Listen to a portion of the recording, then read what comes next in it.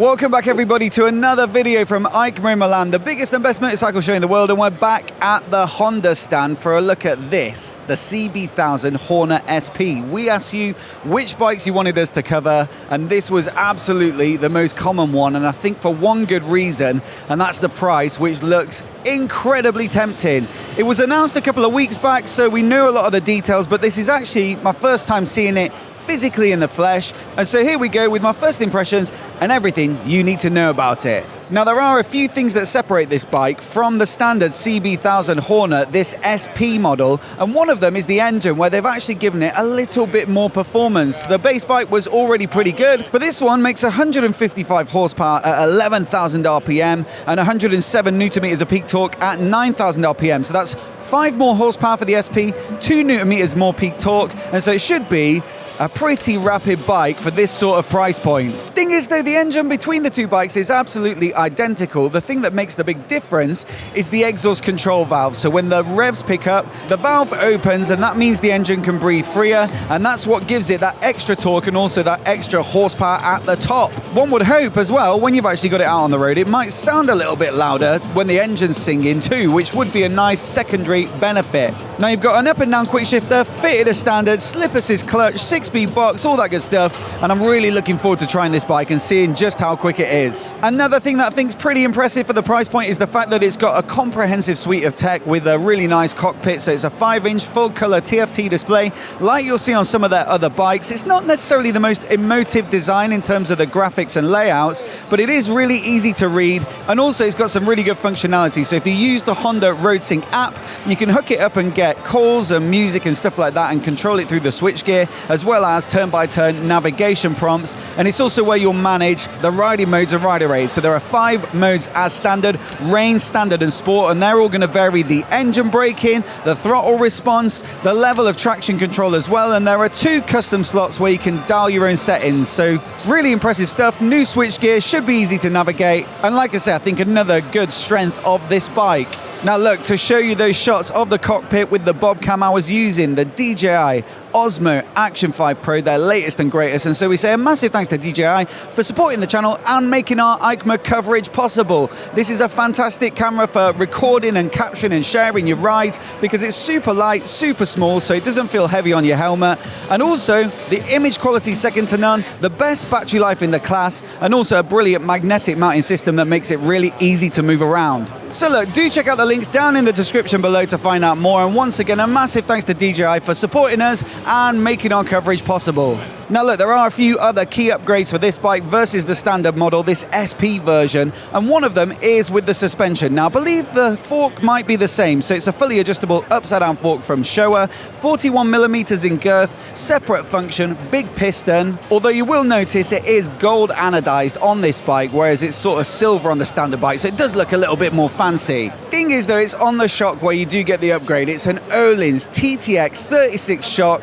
fully adjustable, proper good quality, and so the ride quality on the rear should be significantly better than on the standard bike. And again, this is another feature I'm really looking forward to testing out when we get to review one. And for the money, it's really impressive to get this sort of hardware. Similar story with the brakes. So the base bike gets Nissan calipers. They are 4-pot, radially mounted, sporty stuff, so I'm still expecting that to be a nice bike to ride. Both get dual 310mm front discs. Both get a radial master cylinder as well, so should give it an element of crispness at the lever. But the SP model is the one that gets the Brembo Stylema calipers, and again, there aren't that many bikes under 10 grand where you're getting this level of equipment. There's a single pot at the rear on a 240mm disc on both bikes, and that rounds off, I think, an impressive package when it comes to the chassis. As for the dimensions, well, it's not a particularly tall bike. It sits at 809mm, so manageable for most people, as you'll see from people jumping on and off it behind me. And one of the only things that potentially looks a little bit over some of the competition is the weight. It comes in at 212 kilograms for this SP version, 211 for the standard bike, but still, that's not massive, is it? It's still fairly lightweight, and there is plenty of power there to shove it along. Then, on top of all that, you do have a slightly more special looking finish. I think all the bikes look really quite nice. The standard model's maybe a little more subdued though, and you've got a choice of colors with that one. So there's a silver, a white, and a red, whereas this is the only one that you can get in black, and of course some of the hardware is finished in gold. The wheels, the fork. Some of the graphics on the bodywork as well, and so I think that does give it a nice lift and just makes it look that little bit more expensive than the standard bike. For me, visually, it's absolutely the one I'd go for, but let me know your favorite color down in the comments below. So look, on to the all-important price, which I think it has to be said is the most impressive thing about it, with an RRP in the UK of $8,999 for the standard bike and $9,999 for this bike. Now, £1,000 for the extra 5 horsepower,